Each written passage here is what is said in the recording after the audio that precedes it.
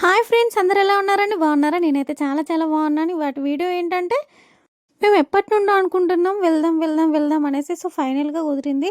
Zoo పార్క్కి అయితే వెళ్ళాము ఫ్యామిలీతో. ఫ్యామిలీతో వెళ్తే హ్యాపీనెస్ వేరు కదండి. చాలా బాగా అనిపించింది. చాలా హ్యాపీగా ఫీల్ అయ్యాం మేము. ఓయమ్మ సామి, ఇదేంద్రా ఇంత పబ్లిక్ ఉన్నారని అనుకున్నా. కానీ నా పిచ్చి మైండ్కి అస్సలు అర్థం కాలేదు. అదేంటిది అనుకుంటున్నారా? సండే సండే అంటే పిల్లలకి హాలిడే ఉంటుంది కదా. చాలా పబ్లిక్ ఉన్నారు. చాలా బాగా అనిపించింది.